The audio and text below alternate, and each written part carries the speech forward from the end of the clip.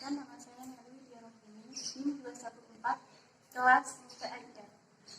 Di sini saya akan menyampaikan hasil makalah saya tentang metode dan strategi pembelajaran Quran Hadis di MTS dan MA dengan mata kuliah pembelajaran Quran Hadis di MTS dan MA oleh dosen pengampu Bu Maisyana. Yang pertama yaitu membahas tentang pengertian metode pembelajaran Quran Hadis. Ditinjau dari segi etimologis atau bahasa, metode berasal dari bahasa Yunani, yaitu metodos. Kata ini terdiri dari dua suku kata, yaitu metode, meta yang berarti melalui atau melewati, dan hodos yang berarti jalan atau cara. Maka dapat disimpulkan metode yaitu suatu jalan yang dilalui untuk mencapai tujuan. Sedangkan dari segi terminologis atau istilah, metode dapat dimaknai sebagai jalan yang ditempuh oleh seseorang supaya sampai pada tujuan tertentu, baik dalam lingkungan atau dalam kaitan ilmu pengetahuan dan lain sebagainya. Sehingga dapat disimpulkan pembelajaran Al-Quran dan hadis adalah kegiatan memberikan tuntunan tentang jalan yang harus ditempuh di dalam kegiatan pembelajaran materi ilmu Al-Quran dan hadis kepada anak didik. Kemudian yaitu metode pembelajaran Quran hadis.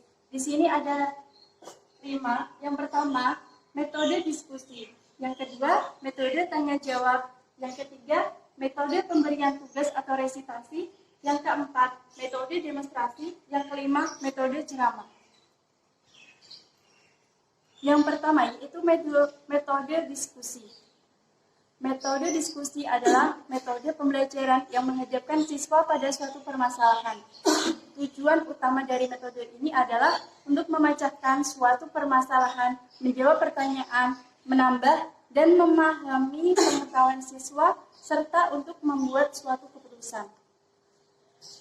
Kelebihan dari metode diskusi ini adalah yang pertama, metode diskusi dapat merangsang siswa untuk lebih kreatif, khususnya dalam memberikan gagasan-gagasan dan ide-ide. Yang kedua, dapat melatih untuk membiasakan diri bertukar pikiran dalam mengatasi setiap permasalahan. Yang ketiga, dapat melatih siswa untuk dapat mengemukakan pendapat atau gagasan secara verbal.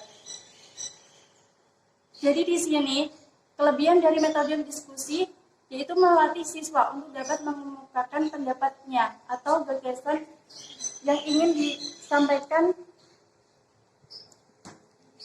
dalam mengatasi setiap permasalahan yang diberikan oleh guru dalam suatu diskusi.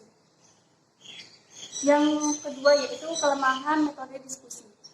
Yang pertama, sering terjadi pembicaraan dalam diskusi dikuasai oleh 2 atau 3 orang saja yang memiliki keterampilan berbicara. Sehingga kadang yang siswa yang lain hanya cuma mendengar atau menyimak dari pembicaraan yang dilakukan oleh 2 atau 3 orang siswa itu yang mereka memiliki keterampilan berbicara. Yang kedua, kadang-kadang pembahasan dalam diskusi meluas sehingga kesimpulan menjadi kabur. Yang ketiga, memerlukan waktu yang cukup panjang dan kadang-kadang tidak sesuai dengan yang direncanakan. Yang keempat, dalam diskusi sering terjadi perbedaan pendapat yang bersifat emosional yang tidak terkontrol. Yang kedua, yaitu metode tanya-jawab. Metode tanya-jawab adalah strategi pembelajaran yang memungkinkan terjadinya komunikasi langsung yang bersifat two-way street, sebab pada saat yang sama terjadi dialog antara guru dan siswa.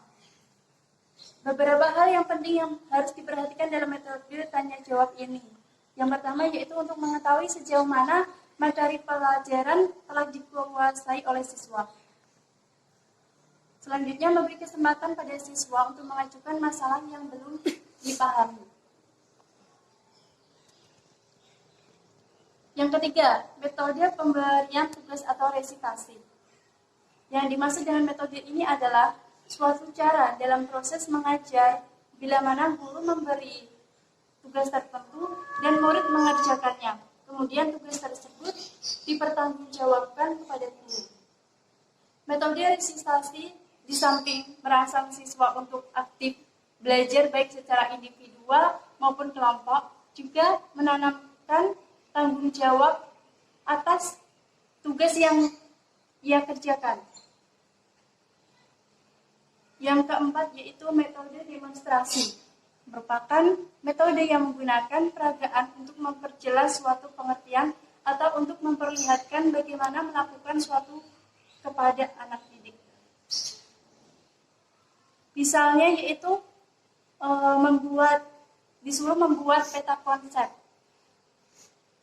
Kemudian diperagakan di depan kelas untuk menjelaskan sesuatu masalah kepada teman-temannya. Kemudian keuntungan metode demonstrasi, yaitu pertama, perhatian siswa dapat dipusatkan kepada hal-hal yang dianggap penting oleh guru, sehingga hal-hal yang penting dapat diamati seperlunya.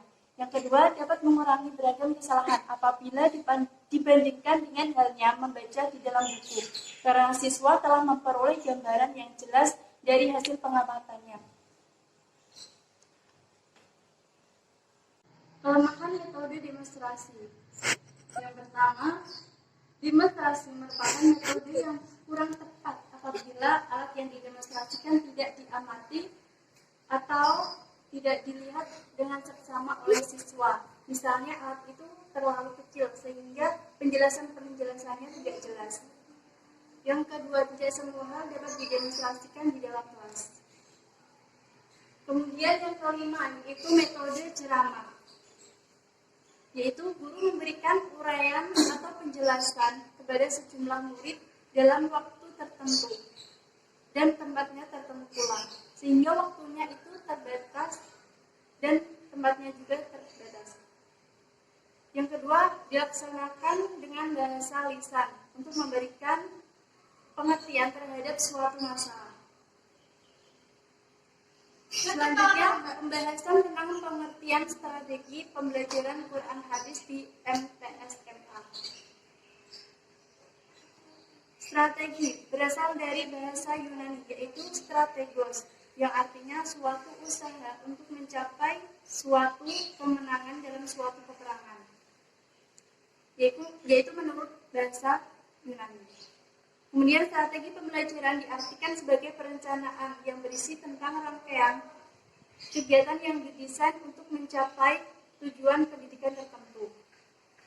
Sehingga dapat disimpulkan strategi pembelajaran Quran hadis merupakan cara-cara yang akan dipilih dan digunakan oleh seorang pengajar untuk menyampaikan materi pembelajaran Quran hadis sehingga akan memudahkan peserta didik mencapai tujuan yang dikuasai di akhir kegiatan belajar.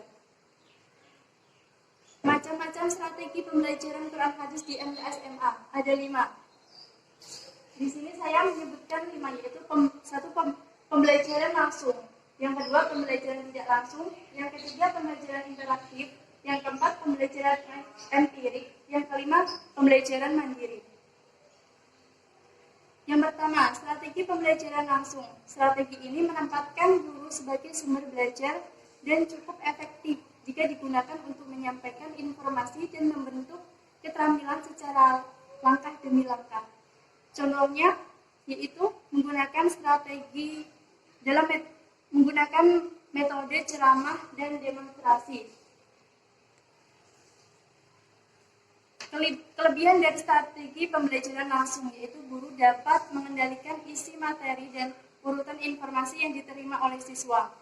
Yang kedua, strategi ini dapat diterapkan secara efektif dalam kelas yang besar maupun kecil. Yang ketiga yaitu cara paling efektif untuk mengajarkan konsep dan keterampilan yang eksplisit kepada siswa yang berprestasi rendah. Yang keempat, menekankan kegiatan mendengarkan melalui ceramah, sehingga membantu siswa yang cocok belajar dengan cara-cara ini, yaitu dengan mendengar melalui ceramah-ceramah. Yang kelima, model pembelajaran langsung, terutama kegiatan demonstrasi, dapat memberi tantangan untuk mempertimbangkan kesenjangan antara teori dan observasi. Kemudian kekurangan strategi pembelajaran langsung. Yang pertama, sulit untuk mengatasi perbedaan dalam hal kemampuan, pengetahuan awal, tingkat pembelajaran dan pemahaman, gaya belajar, atau ketertarikan siswa. Siswa hanya memiliki sedikit kesempatan untuk terlibat secara efektif dan aktif. Yang ketiga, kesuksesan strategi pembelajaran ini tergantung pada gurunya dan bergantung pada komunikasi yang dilakukan oleh guru. Kemudian, jika pembelajaran langsung tidak banyak melibatkan siswa, siswa akan kehilangan perhatiannya ke guru. Yang kedua yaitu strategi tidak langsung. Peran guru dalam pembelajaran tidak langsung adalah mengatur lingkungan belajar, memberi kesempatan pada peserta didik untuk terlibat dalam pembelajaran. Sehingga di sini peran guru sangat penting dilakukan dalam kegiatan pembelajaran. Kedua, pembelajaran tidak langsung memperlihatkan bentuk keterlibatan tinggi siswa dalam melakukan observasi, penyelidikan, penggambaran inferensi berdasarkan data dan pembentukan hipotesis. Jadi pembelajaran tidak langsung ini digunakan dalam kegiatan observasi, penyelidikan, atau penggambaran inferensi.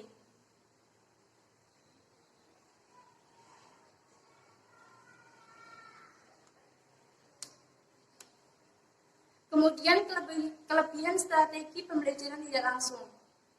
Yang pertama, pembelajaran tidak langsung memperlihatkan keterlibatan tinggi siswa dalam melakukan observasi, penyelidikan, penggambaran inferensi berdasarkan data. Yang kedua, peran guru beralih dari fasilitator. Peran guru beralih dari pencerahan menjadi fasilitator atau pendukung dan sumber personal. Yang ketiga, guru merancang lingkungan belajar, memberikan kesempatan kepada siswa untuk terlibat langsung dalam kegiatan pembelajaran. Dan jika memungkinkan, memberikan umpan balik kepada siswa ketika mereka melakukan kegiatan diskusi. Kekurangan dari strategi pembelajaran tidak langsung, yaitu memerlukan waktu yang panjang, sulit diprediksi kapan pembelajaran itu akan berakhir. Sehingga strategi pembelajaran ini tidak cocok apabila peserta didik perlu mengingat materi dengan cepat. Yang ketiga yaitu strategi pembelajaran interaktif. Strategi pembelajaran interaktif adalah suatu cara atau teknik pembelajaran yang digunakan guru pada saat menyajikan bahan pelajaran, di mana guru menjadi pemeran utama dalam menciptakan situasi yang kreatif, edukatif, interaktif antara guru dan siswa, sehingga siswa dengan sumber pembelajaran dalam menunjang tercapainya belajar. Kelebihan dari penggunaan strategi pembelajaran interaktif, yaitu pertama, peserta didik dapat belajar dari temannya dan guru untuk membangun keterampilan sosial. Yang kedua, kemampuan mengorganisasikan pemikiran dan membangun argumen yang rasional. Yang keempat, strategi pembelajaran empirik. Suatu model proses belajar mengajar yang mengaktifkan pengetahuan pembelajaran untuk membangun keterampilan melalui pengalamannya secara langsung. Contohnya, yaitu dalam penggunaan metode simulasi, bermain peran, pengamatan lapangan, dan survei. Yang kelima, yaitu strategi pembelajaran mandiri. Yaitu strategi pembelajaran mandiri, strategi untuk mengembangkan inisiatif peserta didik secara individual, sehingga rasa percaya diri dan pengembangan peserta didik ini dibutuhkan dalam pembelajaran mandiri.